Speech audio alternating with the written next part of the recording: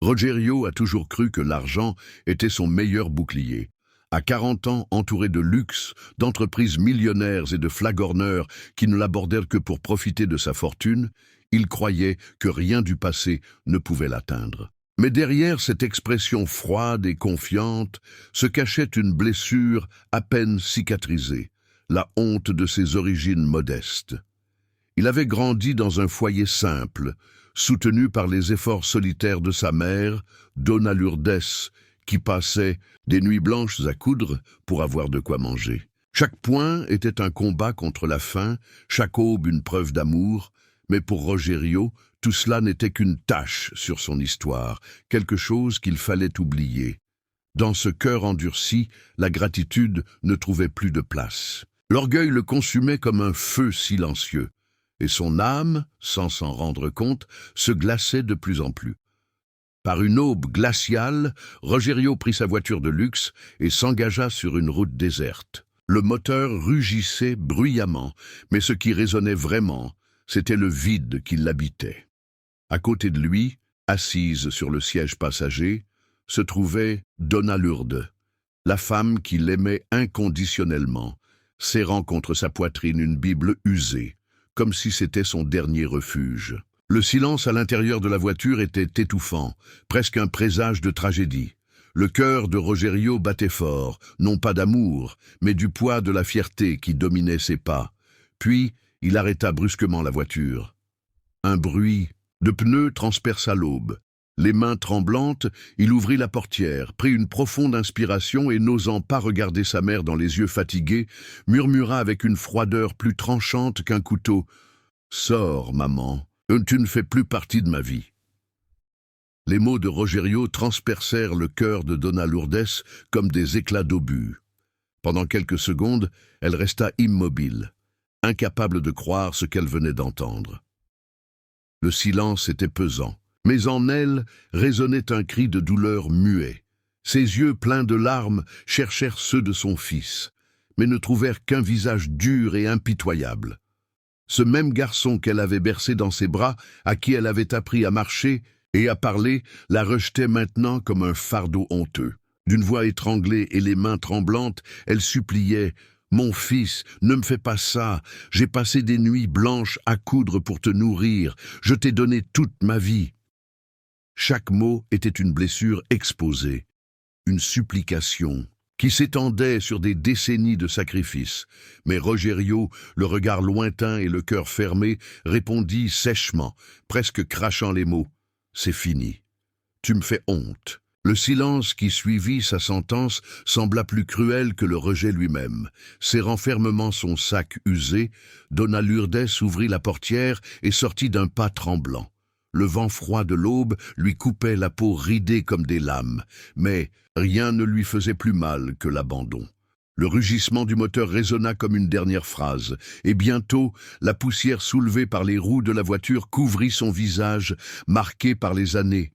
Seule, au milieu de cette route, déserte, elle ne trouva plus la force de marcher. Elle tomba à genoux au bord de l'asphalte, la Bible serrée contre sa poitrine, et éleva la voix pour prier entre deux sanglots. « Seigneur, ne laisse pas mon fils se perdre, prends soin de lui, même s'il me rejette. » Ses larmes coulaient, sans retenue, mouillant le sol froid, tandis que le ciel étoilé semblait être son seul témoin.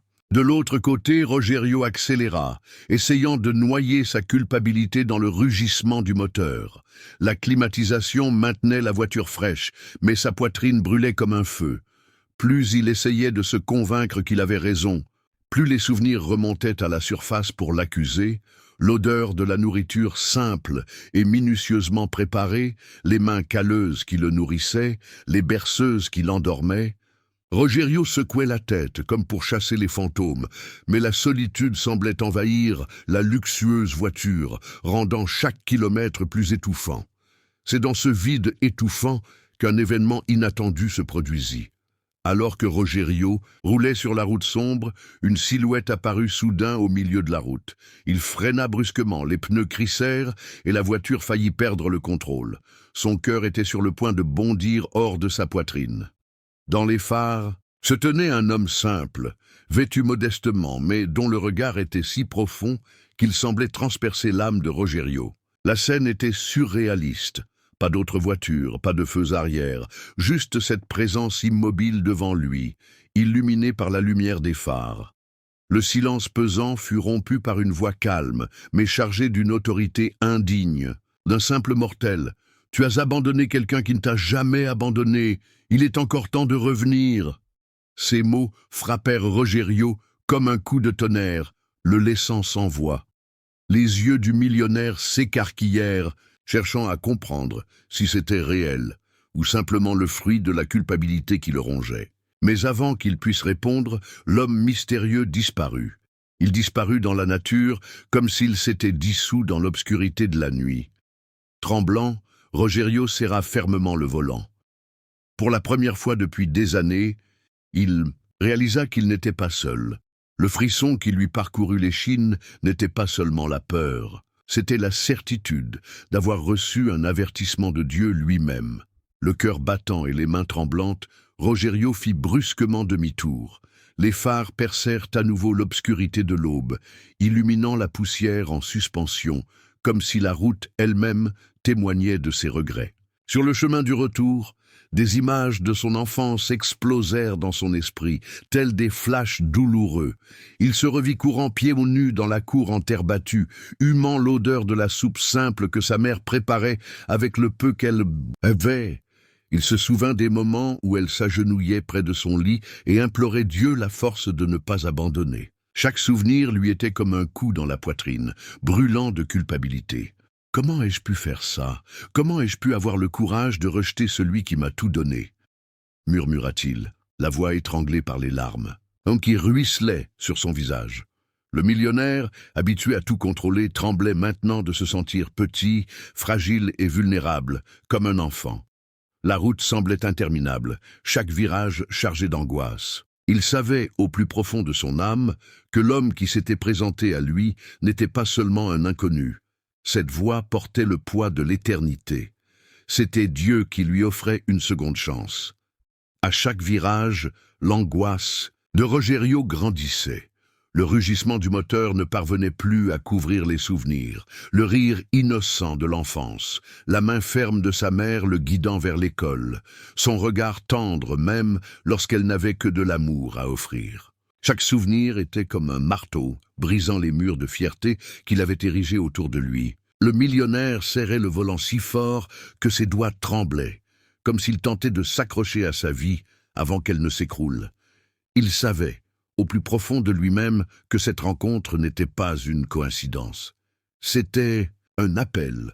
C'était Dieu, intervenant dans son histoire et lui montrant qu'il était encore temps de réparer le tort.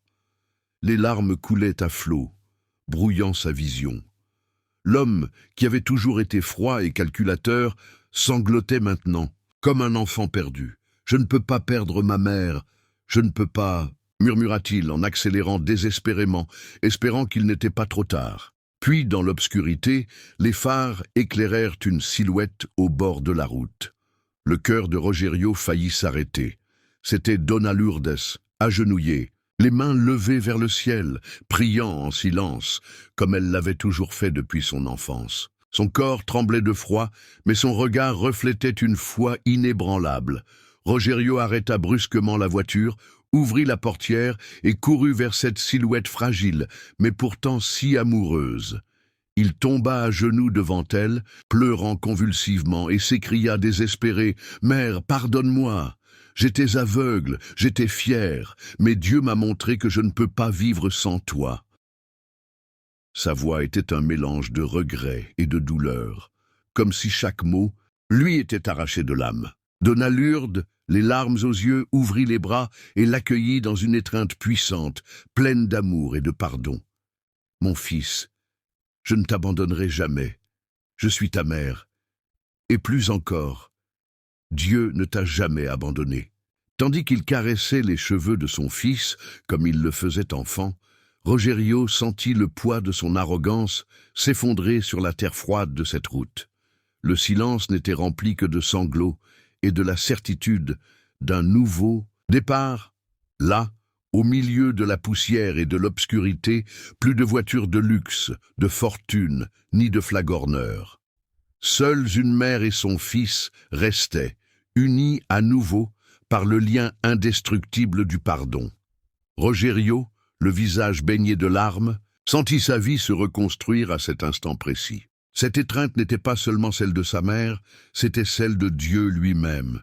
Et c'est là, au bord de la route, qu'il apprit la plus grande leçon de sa vie.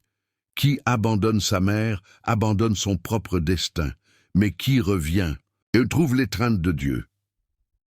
Le ciel semblait plus clair, et la route, autrefois sombre, devenait le théâtre d'un nouveau départ. Rogerio promit de ne plus jamais repartir, et Dona Lourdes, le cœur rempli de paix, remercia silencieusement le Seigneur pour l'exaucement de sa prière. C'était l'histoire du jour. Indiquez votre ville dans les commentaires. Je veux savoir d'où vous nous suivez. C'était l'histoire d'aujourd'hui. Écris dans les commentaires le nom de ta ville. Je veux savoir d'où tu nous regardes. Et si tu n'es pas encore abonné à la chaîne, profites-en pour t'abonner maintenant et partage cette vidéo avec plus de personnes. Je t'attends dans la prochaine vidéo.